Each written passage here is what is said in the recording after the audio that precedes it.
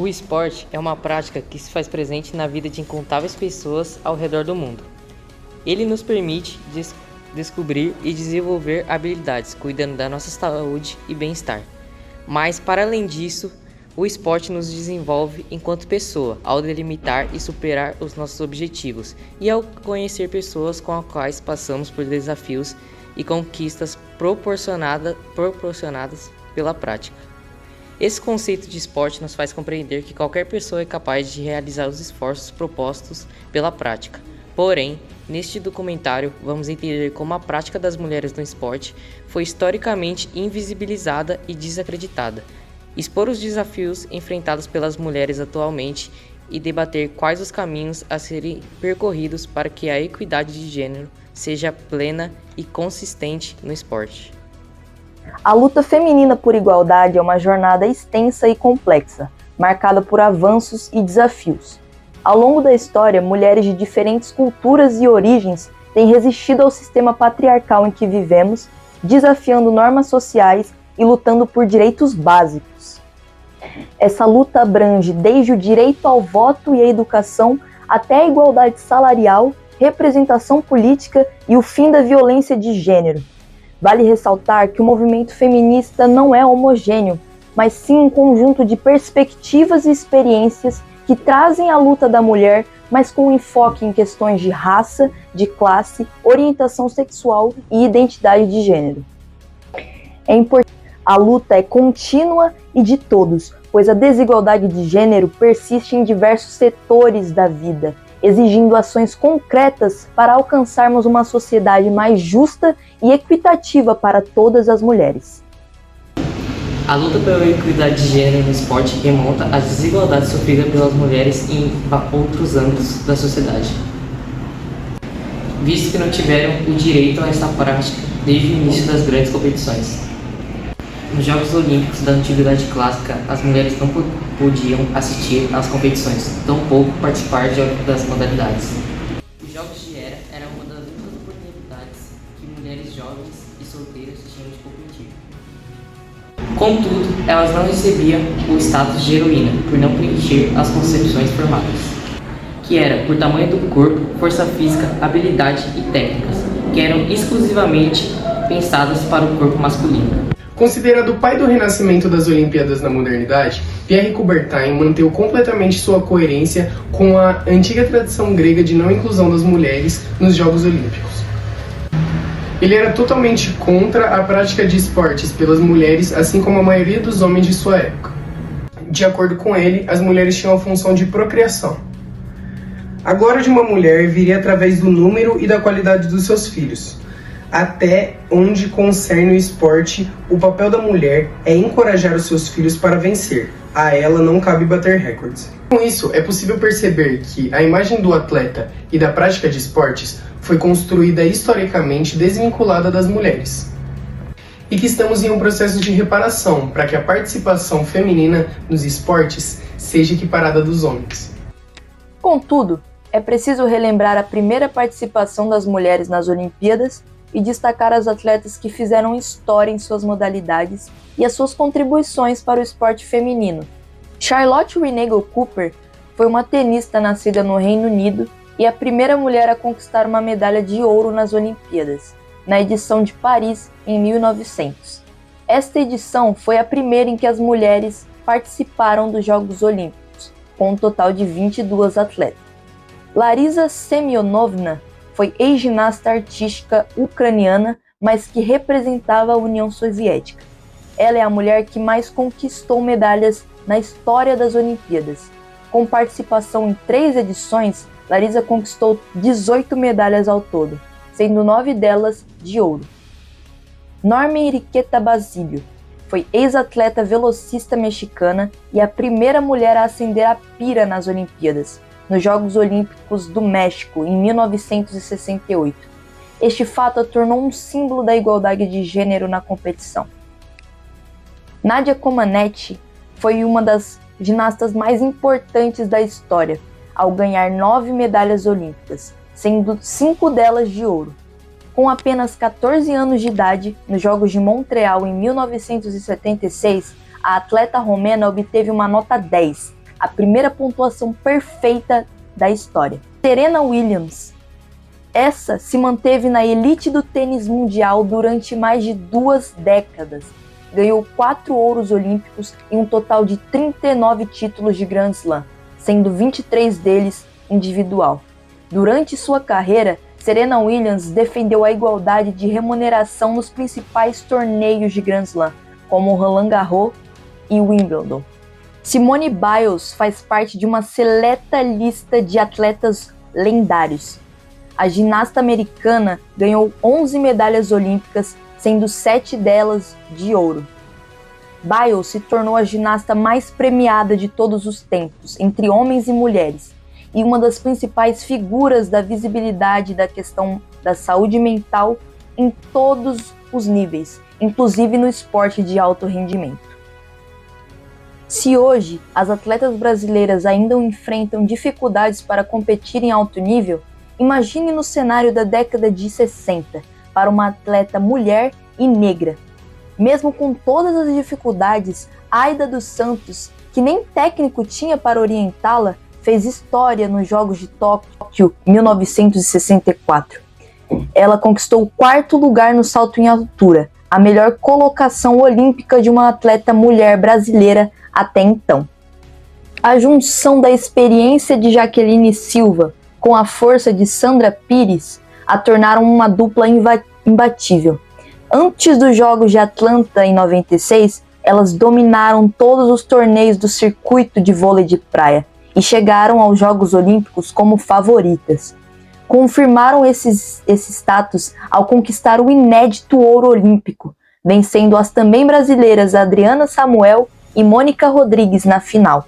Maria Lenk foi a primeira mulher sul-americana a competir nas Olimpíadas, participando dos Jogos de Los Angeles em 1932, quando tinha apenas 17 anos. O pioneirismo de Maria Lenk na natação abriu caminho para as futuras gerações de nadadoras e nadadores do Brasil.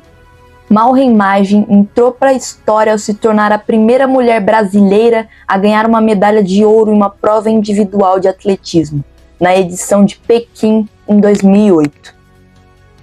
A conquista veio com a marca de 7,04 metros no salto em distância. Nos Jogos de Pequim em 2008, Kathleen Quadros se tornou a primeira mulher brasileira a ganhar uma medalha olímpica no judô e a primeira brasileira a subir ao pódio olímpico em uma prova individual em qualquer esporte. Kathleen Quadros quebrou barreiras, inspirou jovens judocas e abriu o caminho para futuras conquistas no esporte. Como exemplo disso, temos a judoca brasileira Sara Menezes, que se tornou a primeira mulher brasileira a ganhar uma medalha de ouro olímpica no judô, na edição de Londres em 2012. É importante destacar também a trajetória das mulheres que disputaram modalidades coletivas em Olimpíadas. Equipes como a de basquete, que lideradas por Hortência, Magic Paula e Janete, conquistaram a inédita medalha de prata em Atlanta 96.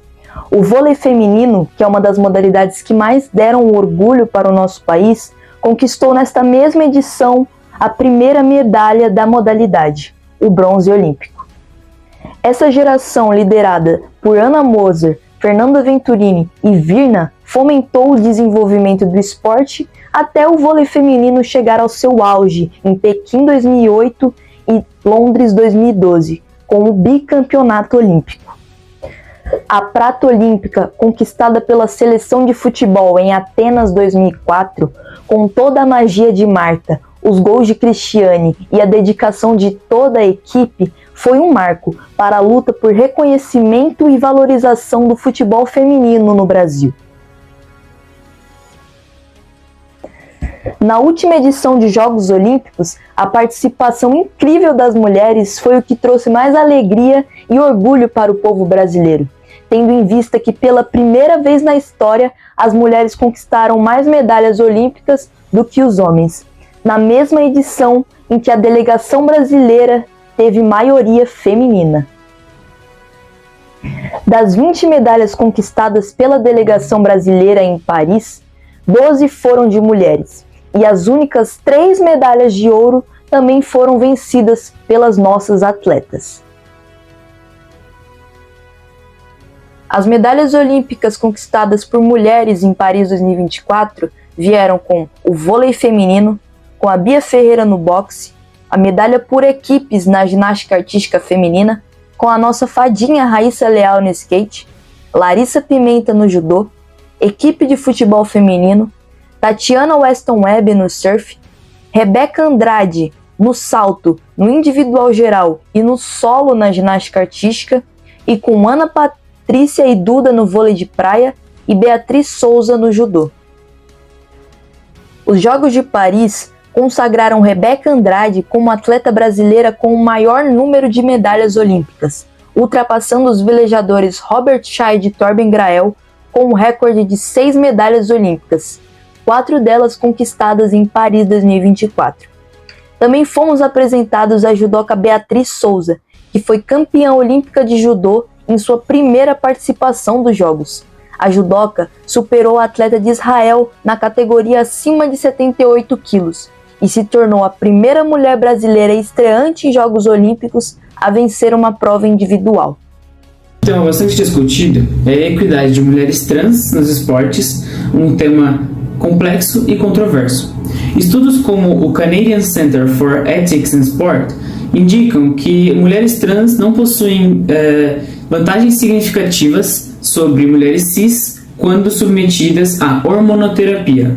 Introduzida em 2022, a nova regra da World Athletic estabelece que atletas trans ou intersexo só podem participar de competições femininas se atenderem ao menos uma das seguintes condições: serem completamente insensíveis a andrógenos, não tendo passado pela puberdade masculina, ou se tiverem iniciado o processo de supressão da puberdade antes dos 12 anos, não tendo passado pelo estágio puberal Tener 2.